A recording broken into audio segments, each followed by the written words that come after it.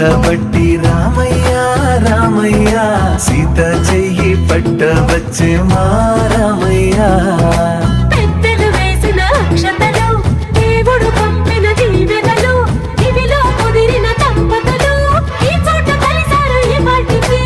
ఆటలు పాటలు వేడుకలు, మాటకు మాటలు అల్లరులు, తీయని గుర్తుల కానుకలు వెన్నంటి ఉంటాయి వెయ్యేళ్ళకి.